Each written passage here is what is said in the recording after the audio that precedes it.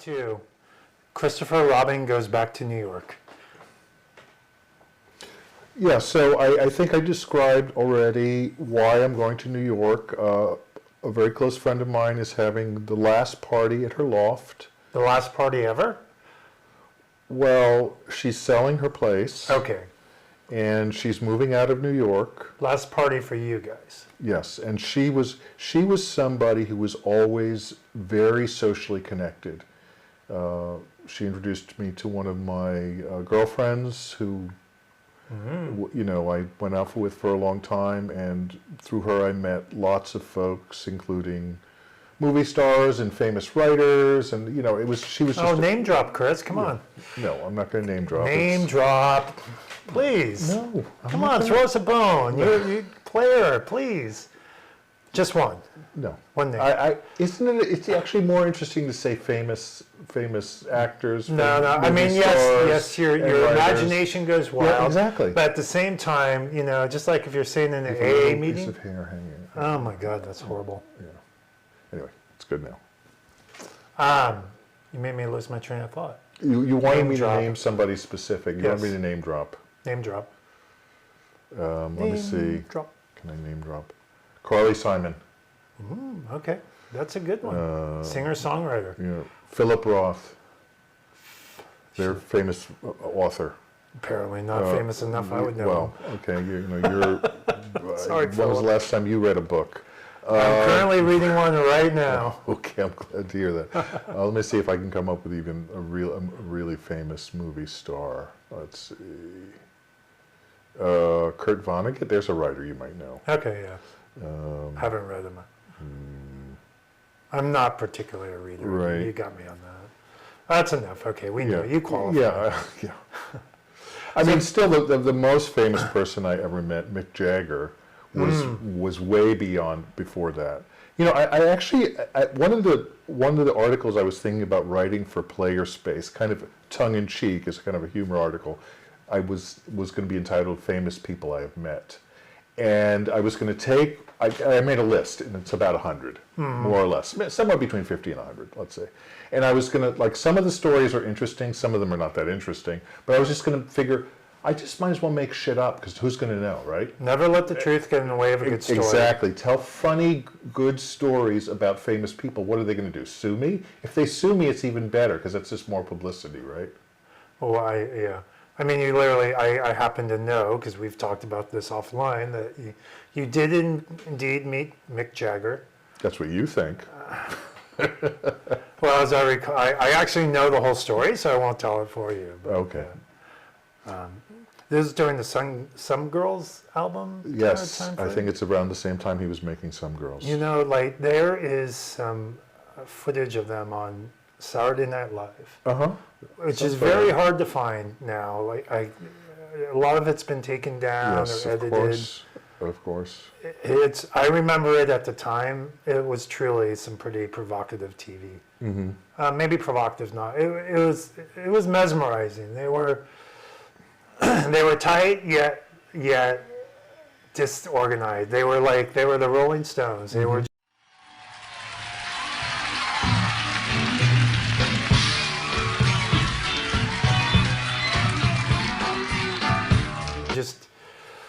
I remember Mick Jagger taking his jacket off and kind of swatting Charlie Watts with it, like a whip. A very spontaneous performance moment. Right. And, Charlie kind of playing and staying out of the way.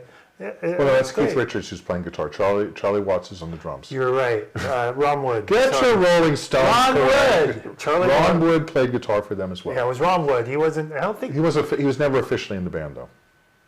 I think he's been in the band long enough where he's officially in the band. Oh, maybe now. But back then, I'm not so sure. It's been 30 years or more, 40 years. No, but they would have, Dickie Hopkins would play piano for them, but he wasn't officially in the band. Because, again, what happens with those things. Well, their original keyboardist, they kicked out because he didn't fit the aesthetic. Yeah. Stu. Yeah. Just goes to show, even though you're famous rock stars, you can be assholes. But I think you're right. Well, it's almost it's required. Anyway, the Some Girls, there is on that album cover, which is the Rolling Stones did incredible album covers. All their album covers are like works of art, which is something we miss in the modern era when we don't have art to go with our music. That's not true.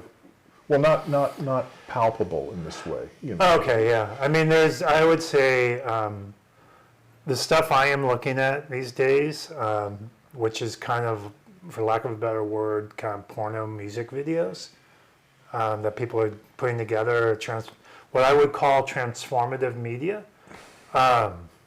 It is every bit as good, if not better, than the stuff was produced back then. Just different, you know. Technology, buy it, use it, break it, fix it, trash it, change it, mail, upgrade it. Right, but it's what you're talking about is not mainstream. Well, I mean, so that's kind of a good question. Like, where do you draw the line at mainstream?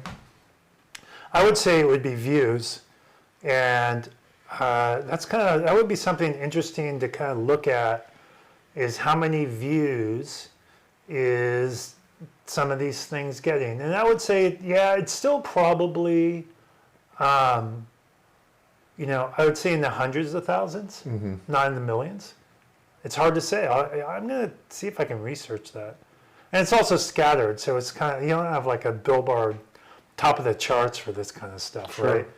But there's a lot of people watching it, I'm sure. There's a lot of people creating it, and I think like this is kind of, we lament on the past a lot. We romanticize it, but I think when we talk about what we're doing here, we got to take the present.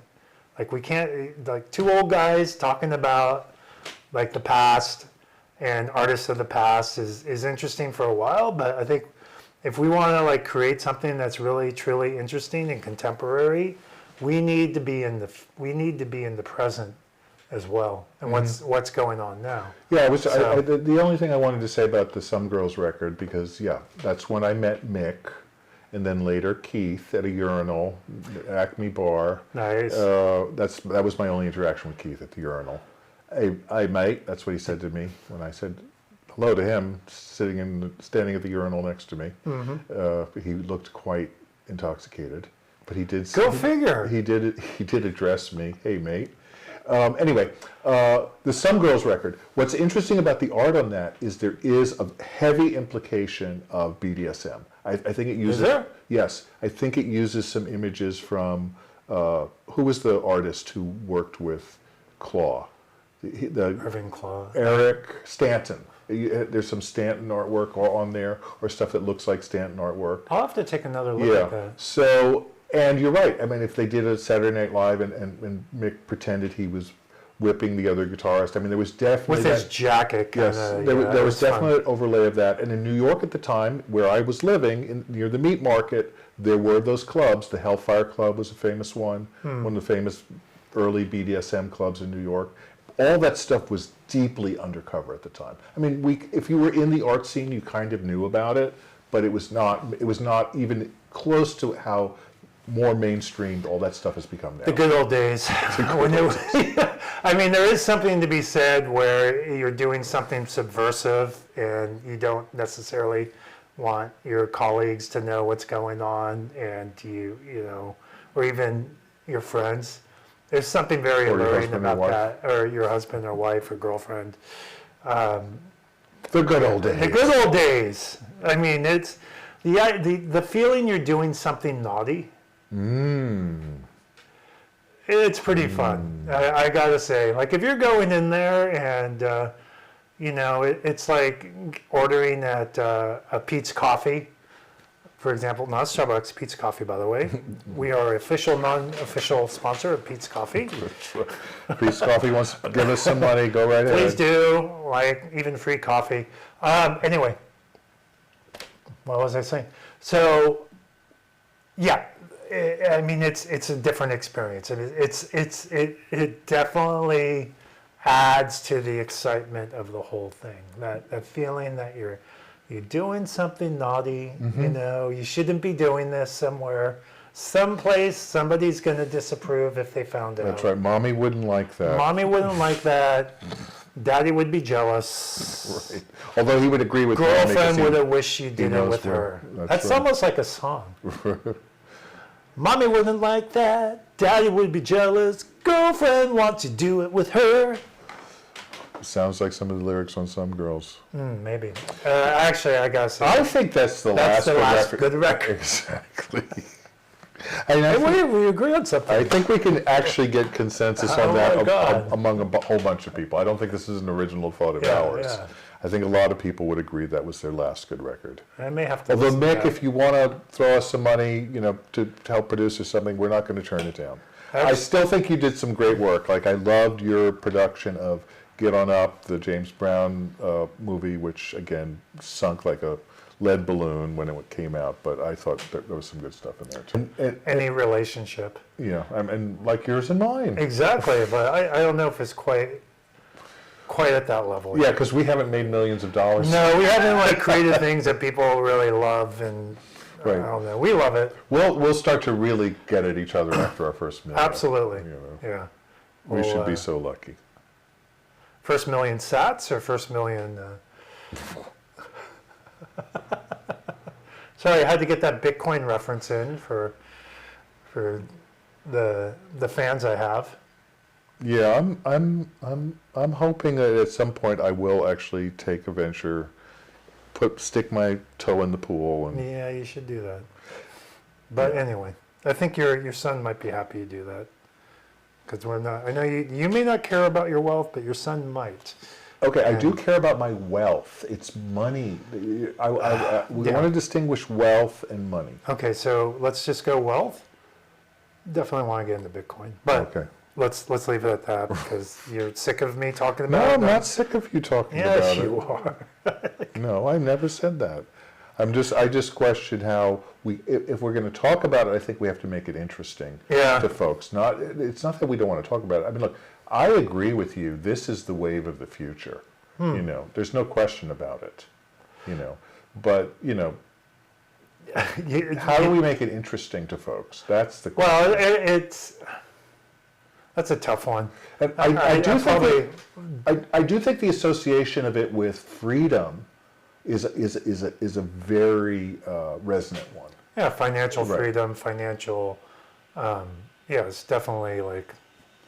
Anyway, that's all we're going to say in this Yeah, segment. so here's the other thing, and just to get back on this question of New York. So I'm going to go to New York, and one thing I'm curious about, and this always happens in the last couple of decades when I've gone back to the city, is to see how the experience of being in the city compares to my memories of experiences being in the city.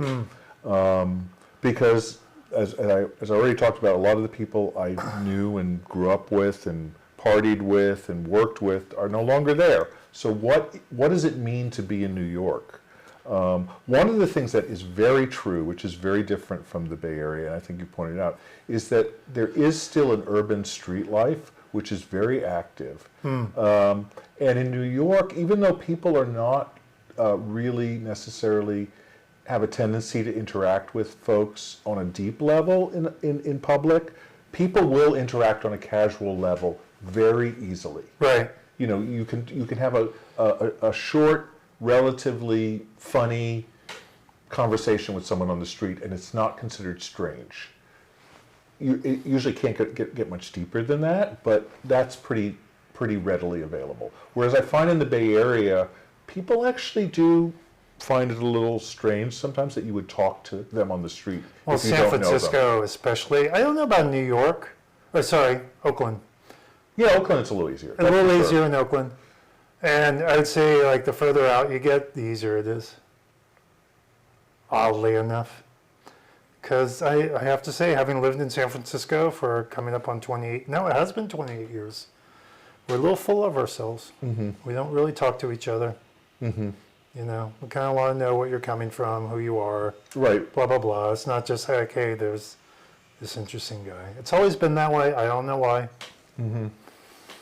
Yeah, what's interesting to me is when I first came here, and I think I told you this story a little earlier today. I walked into this bookstore on 16th and Mission, Adobe Books, and I started a conversation with this very attractive woman who was working there, and she was happy to talk to me. And I thought, oh my God, maybe she thinks I'm hot too. Turned out that wasn't the case. but she was intrigued by me, and so I assumed that all of San Francisco was like that. And of course, I found And out. you found out the truth. I found out the sad Yeah. truth. Yeah. Why do I live there? Nice weather, nice views. Good people once you get to know them, I would say. I don't think people in San Francisco are bad in any way. I think it's just, for whatever reason, we're very standoffish. Yeah.